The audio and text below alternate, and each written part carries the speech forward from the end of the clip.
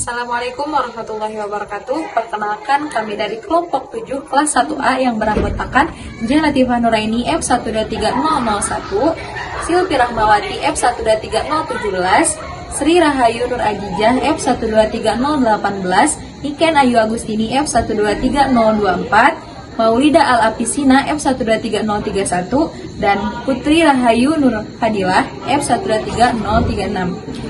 Tugas mata kuliah Ilmu Keterampilan Dasar Kebidanan dengan dosen pengampu Dr. Intan Renata Silitonga, SPOG, MKes.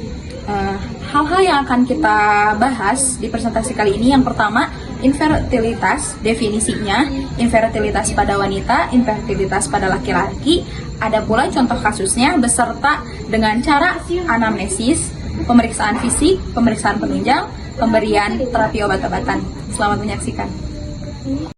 Di sini saya akan menjelaskan definisi infertilitas. Menurut World Health Organization yang bisa disingkat dengan WHO, infertilitas adalah ketidakmampuan pasangan suami istri untuk hamil setelah berhubungan seksual secara teratur tanpa menggunakan kontrasepsi selama minimal 1 tahun. Infertilitas juga terbagi menjadi dua, yaitu infertilitas primer dan infertilitas sekunder. Infertilitas biasanya disebabkan karena adanya kelainan sperma, gangguan perkembangan sel telur, dan gangguan saluran sel telur yang tersumbat.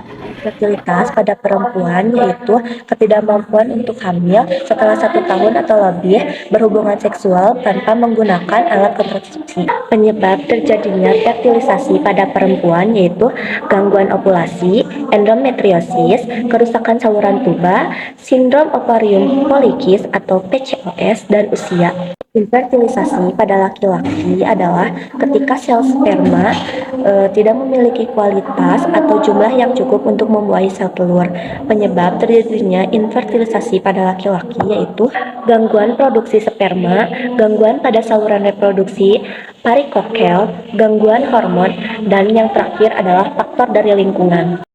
Dan ada pun contoh kasus yaitu seorang wanita berusia 35 tahun sudah menikah selama 7 tahun, namun belum memiliki anak.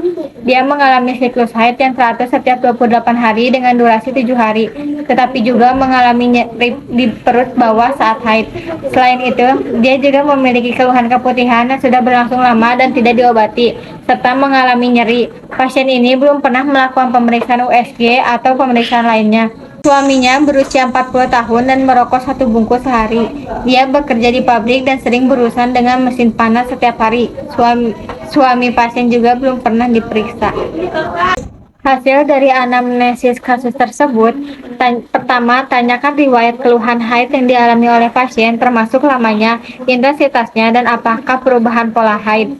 Yang kedua, tanyakan riwayat hubungan seksual pasien dan suami, termasuk frekuensi dan penggunaan metode kontrasepsi. Yang ketiga, tanyakan riwayat nyeri perut bawah yang dirasakan oleh pasien, termasuk lamanya, intensitasnya, dan apakah ada faktor pemicu atau pereda nyeri.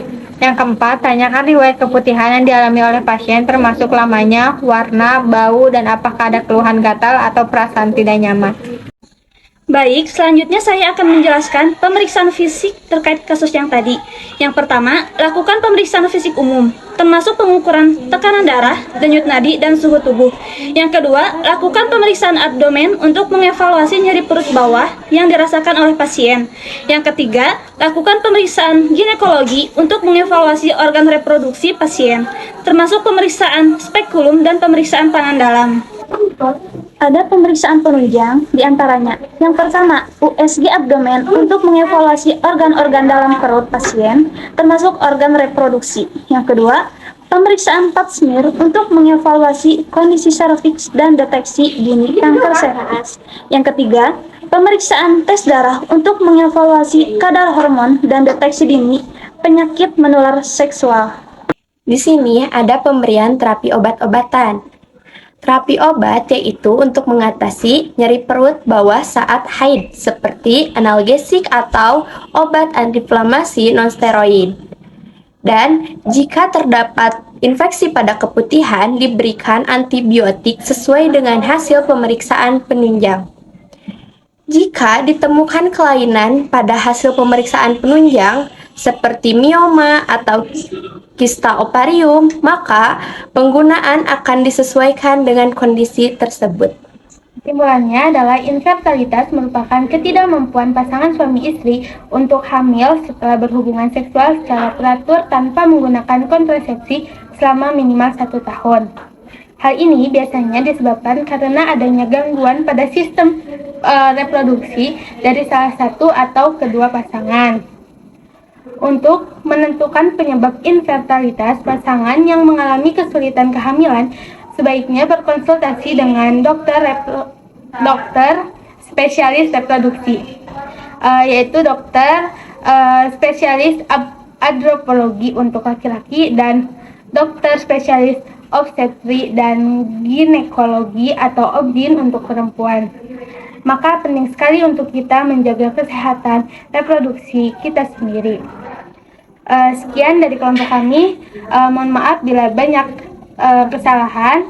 Terima kasih. Wassalamualaikum warahmatullahi wabarakatuh.